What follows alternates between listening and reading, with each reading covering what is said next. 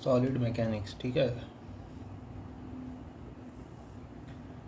पर ये normal solid mechanics नहीं है, इसका नाम है एडवांस सॉलिड मैकेनिक्स।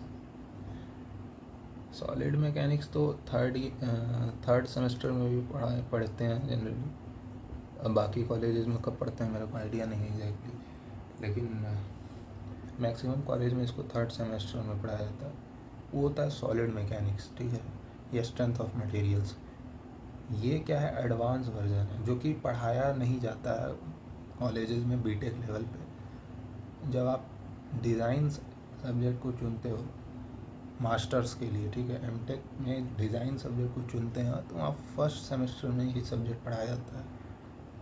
बीटेक में कुछ आईआईटीज़ वगैरह में पढ़ाया जाता है, कुछ क्या हर आईआईटीज़ में पढ़ाया जाता है, ठीक है। आईआईटीज़ का तो खैर बात ही अलग है। तो ठीक है, चलो, एडवांस सॉलिड मैकेनिक्स, ठीक है। सॉलिड मैकेनिक्स हम लोग पढ़ चुके हैं, ठीक है, फिर भी हम कुछ बेसिक्स पे ही बात करेंगे। पहले सॉलिड मैकेनिक्स, ऐसा नहीं है कि जिनका कमज़ोर है उनको दिक्कत होगा, तो ऐसा कुछ नहीं है। मतलब थोड़ा सा कहीं कहीं हो सकता है दिक्कत, लेकिन जो जहाँ पे भी बेसिक्स रिक्वायर्ड है वो हम बता देंगे, ठीक है। तो सबसे पहले कितने तरह की क्वांटिटीज़ है हमारे पास।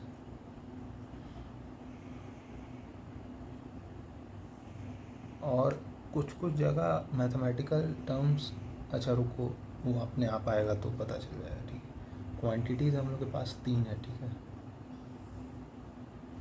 स्केलर, वेक्टर और टेंसर।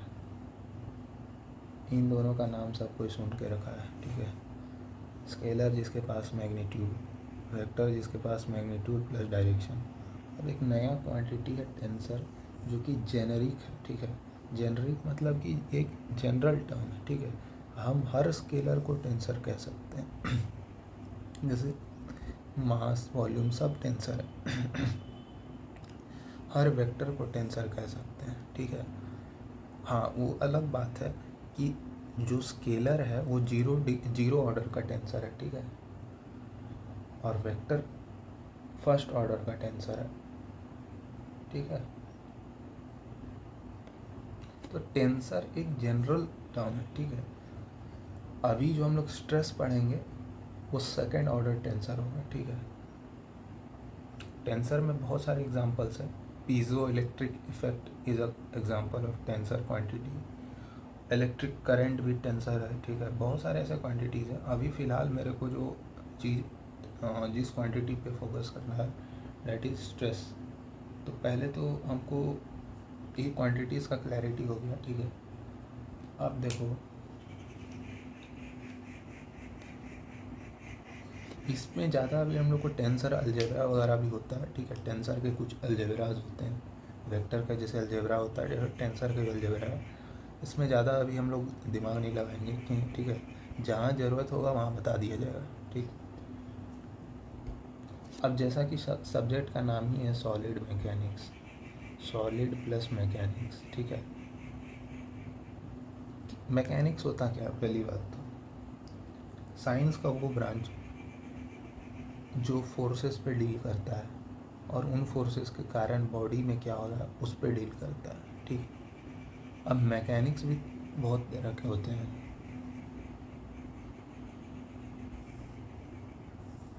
एक तो हमारा मैकेनिक्स ऑफ सॉलिड है, ठीक है, और एक है एफएम, फ्लूइड मैकेनिक्स, ठीक है। ये हमारा अभी टॉपिक नहीं है, नाम ही है सॉलिड, यानी मैकेनिक्स ऑफ सॉलिड में ही हम बात करेंगे, ठीक है।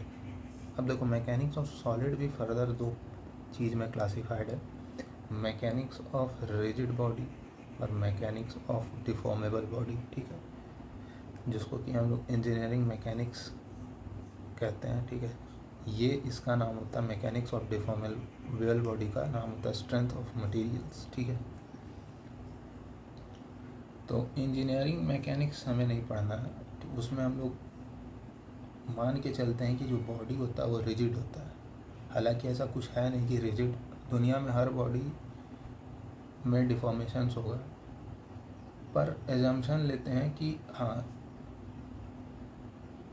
ऑलमोस्ट मतलब रिजिडिटी कम होगा, ठीक है, मतलब सॉरी, मतलब जैसे इन इंजीनियरिंग मैकेनिक्स 11th-12th में पढ़ के आते हैं सब, ठीक है, रोटेशन हो गया, सेंटर ऑफ मास हो गया, ठीक है, इंजीनियरिंग फर्स्ट ईयर में भी कई जगह पढ़ाया जाता है।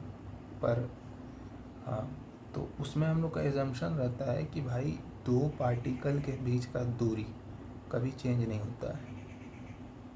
तो वो कब होगा, जब बॉडी रिजिड, उसी को रिजिड बॉडी का एक्चुअल डेफिनेशन यही है कि किसी भी दो पार्टिकल का फोर्स अप्लाई करने पे अगर डिस्टेंस चेंज नहीं होता है तो उसको रिजिड बॉडी कहते हैं, ठीक है। तो इसमें हम लोग जो बात करते हैं इंजीनियरिंग मैकेनिक्स में, वो रिजिड बॉडी के ऊपर बात करते हैं, ठीक है। जैसा एक रॉड है, ठीक है, ये यहाँ पे हिंज्ड है, ठीक है, अब इस पे 100 न्यूटन का फोर्स लगा, ठीक है, और ये रॉड है 100 न्यूटन, थोड़ा बड़ा बनाना पड़ेगा, ये रॉड है 100 न्यूटन का फोर्स इस पे लग रहा है, ठीक है, डिफॉर्म करेगा बॉडी, ठीक है, तो डिफॉर्म करेगा तो ये कुछ इस तरह से आ जाएगा, ये हम मानते हैं, ठीक है। हालांकि डिफॉर्मेशंस होंगे, ये ऐसे नहीं आएगा, अगर हम बहुत इसको बारीकी से देखें तो इसमें डिफॉर्मेशंस होगा, ठीक है, लेकिन हम इसको नेगलेक्ट करके चलते हैं क्योंकि हमारा मैथमेटिकल एनालिसिस बहुत कॉम्प्लेक्स हो जाएगा। और ये जो इफ़ेक्ट अगर हम कंसिडर भी करेंगे तो बॉडी रिजिड है तो इस डिफॉर्मेशन का इफ़ेक्ट ऑलमोस्ट नेग्लिजिबल आएगा, तो हम फालतू का अपना मेहनत क्यों करें यहाँ पे। इसलिए जब भी हम लोग यहाँ पर करते हैं तो इसको हम स्ट्रेट मान के ही चलते हैं, ठीक है। तो ठीक है, तो हम बी पॉइंट पे अगर मेरे को मोमेंट निकालना है तो 100 इंटू जो भी डिस्टेंस है वो हम मल्टीप्लाई करके निकाल लेते हैं, ठीक है। No body is 100% rigid, but to make calculation easier, we assume the deformation produced is almost negligible. As ठीक है, तो रिजिड बॉडी का क्लियरिटी हो गया। अब मैकेनिक्स ऑफ डिफॉर्मेबल बॉडी में आते हैं, ठीक है, जो कि हमारा कंसर्न है, ठीक है। सॉम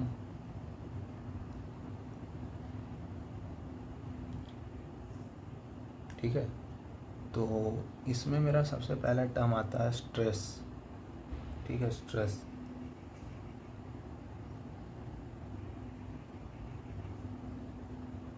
क्या होता है स्ट्रेस? बेसिकली स्ट्रेस का डेफिनेशन बहुत लोग गलती बोलते हैं, ठीक है, उनको मिसकॉन्सेप्शन होता है स्ट्रेस के ऊपर। कई बार इंटरव्यूज़ में पूछा जाता है क्वेश्चन घुमा घुमा के, ठीक है। स्ट्रेस का एक्चुअल डेफिनेशन ये है कि it is the resistance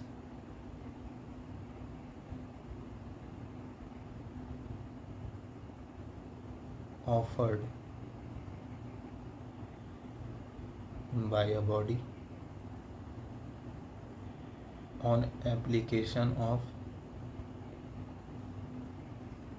some load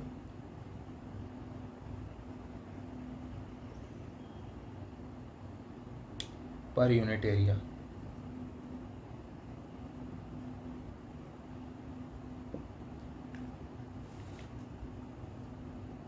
हाँ, तो ये इसका एक्चुअल डेफिनेशन है। अब रेजिस्टेंस यहाँ पे की रोल प्ले करेगा, समझते जाना। यहाँ पे स्ट्रेस कोई ऐसा नहीं है कि कोई नया टर्म है। स्ट्रेस हम लोग नॉर्मल वे में भी बोलते हैं कई बार कि फलाना चीज़ में हमको बहुत स्ट्रेस हो गया। जैसे ये सब्जेक्ट है सॉलिड मैकेनिक्स, यही आके स्ट्रेस पैदा कर दिया, ठीक है। तो एक सीक्वेंस बना रहे हो समझना, क्योंकि यहाँ पे लोग इंटरव्यूअर फंसाता है, ठीक है, कई बार, बहुत बार। तो सॉलिड मैकेनिक्स सब्जेक्ट मेरा आया था 6th सेमेस्टर में, जिसके कारण मेरे को क्या हुआ,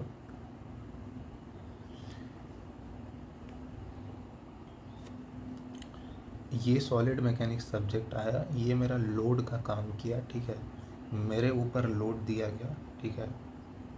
और इस लोड के कारण क्या हुआ कि मेरे अंदर कुछ डिफॉर्मेशंस आए, ठीक है।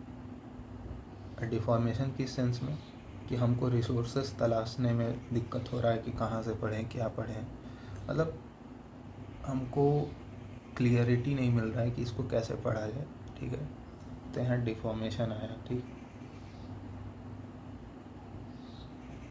इस डिफॉर्मेशन की वजह से अब जब हम कहीं नहीं ढूंढ पा रहे हैं, रिसोर्सेज कहीं नहीं देख पा रहे हैं, ठीक है, तो इस डिफॉर्मेशन के कारण आता है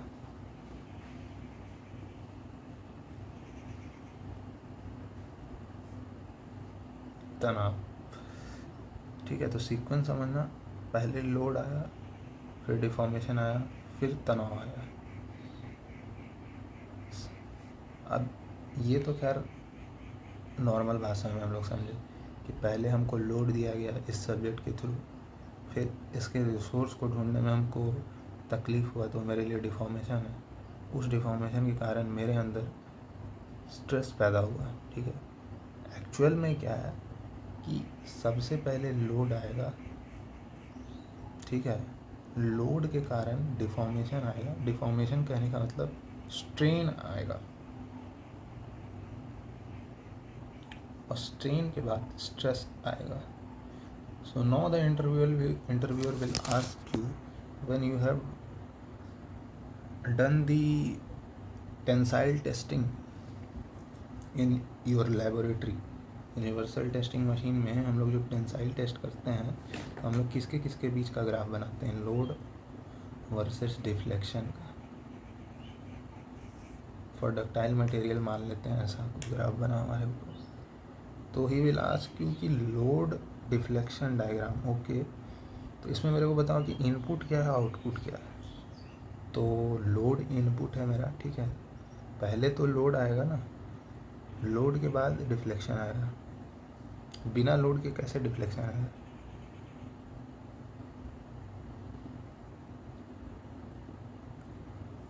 ठीक है, आता है बिना लोड के भी। एक 99.9% केस में लोड देने पे ही डिफ्लेक्शन आता है, ठीक है। और हम जो वहाँ टेस्टिंग कर रहे हैं वो तो लोड देने पे ही कर रहे हैं। अरे वो जो सैंपल होता है माइल्ड स्टील का, उसमें तो हम लोग टेंसाइल लोड अप्लाई कर रहे हैं ना, ठीक है। तो वो पूछेगा कि लोड जब हम इनपुट दे रहे हैं तो input should be on x axis, y you are plotting it on y axis. Mathematics में जो भी इनपुट क्वांटिटी होता है वाई वर्सेस एक्स, इसमें एक्स क्या है, इनपुट है, वाई आउटपुट है। Y is a function of x, ठीक है। तो आउटपुट तो हमेशा वाई एक्सिस पे प्लॉट होता है। तो बोलना इसका आंसर ये है कि ये लोड कहना गलत है, ये लोड नहीं रेजिस्टेंस लिखना सही है। तो फिर लोड क्यों बोलते हैं? तो रेजिस्टेंस और लोड इक्वल हो जाता, वो अलग बात है, इसीलिए इसे लोड लिख देते हैं। क्या होता है कि जब आप स्पेसिमन को खींचते हैं तो इसके अंदर में क्या होता है कि ये जो बॉन्ड बैठा हुआ है ये नहीं चाहता है कि हम ये अपने स्टेबल पोजीशन पे है, ये अपना स्टेबिलिटी खोना नहीं चाह रहा है, लेकिन ज़बरदस्ती हम ये फोर्स लगा करके इसके स्टेबिलिटी को डिस्टर्ब कर रहे हैं, ठीक है। जैसे हम लोग स्टेबल बैठे हुए थे, सॉलिड मैकेनिक्स नहीं रहता तो हम लोग चैन से बैठते ना। अब हम लोग का स्टेबिलिटी ख़राब हो गया इस सब्जेक्ट की वजह से। अब ये बॉन्ड जो है रेजिस्ट करेगा इस लोड को, ठीक है। तो ये रेजिस्टेंस का ग्राफ होता है, रेजिस्टेंस वर्सेस डिफ्लेक्शन। तो ये रेजिस्टेंस का ग्राफ होता है। जैसे for example spring mass system है मेरे पास, इसमें हम लोग एक बॉब अटैच कर दी, बॉब नहीं क्या बोलते हैं, एम मास का कोई बॉडी अटैच कर दी। ये अपने मीन पोजीशन से एक्स डिस्प्लेस हो गया, इतना डिस्प्लेस हुआ एक्स, ठीक है। तो इस पर रीस्टोरिंग फोर्स एक्ट करेगा ऊपर की ओर के एक्स, ठीक है। और ये बैलेंस हो चुका है अभी ग्रेविटी के कारण, ठीक है। के एक्स बराबर एम जी। और रेजिस्टेंस यानी रीस्टोरिंग फोर्स मेरे लोड के बराबर हो गया है। मेरे लोड नहीं, gravity is a kind of load, external load. और के एक्स क्या है, ये तो एक्सटर्नल नहीं है ना, ये तो स्प्रिंग में इंड्यूस हो रहा है, ठीक है। तो ये चीज़ हमेशा ध्यान रखें कि रेजिस्टेंस लोड के इक्वल तो हो जा रहा है, पर रेजिस्टेंस इज़ अ मोर क्या कहें उसे, रेजिस्टेंस का ग्राफ होता है, ठीक है। और अभी देखो हम ऊपर में क्या लिखें, इट स्ट्रेस क्या है, it is the resistance offered by a body on application of some load, ठीक है। तो ये रेजिस्टेंस पर यूनिट एरिया होता है, resistance force per unit area को ही स्ट्रेस कहते हैं, ठीक है। तो इसी रेजिस्टेंस और डिफ्लेक्शन के ग्राफ को एक कांस्टेंट एरिया से डिवाइड, जो इसका इनिशियल एरिया होता है, इसका जो इनिशियल लेंथ होता है, उससे डिवाइड करके हम लोग स्ट्रेस और स्ट्रेन के बीच का ग्राफ निकाल लेते हैं, ठीक है। हाँ, तो सबसे पहले क्या आएगा, लोड आएगा, लोड के बाद क्या आएगा, स्ट्रेन आएगा, स्ट्रेन के बाद स्ट्रेस आएगा, ठीक है। या उल्टा और क्या कह सकते हैं, लोड आएगा, उसके बाद स्ट्रेन आएगा, स्ट्रेन के बाद आएगा रेजिस्टेंस फोर्स, और resistance force per unit area यानी स्ट्रेस। तो ये सीक्वेंस याद रखना चाहिए। पूछा जाता है कि पहले स्ट्रेस होगा या स्ट्रेस आया है स्ट्रेन आएगा, कौन पहले आता है, पूछा कई बार पूछा जाता है, ठीक है। और क्या है इसमें बच रहा है। तो आज के लिए इतना काफ़ी है, बाकी चीज़ बाद में अगले वीडियो में।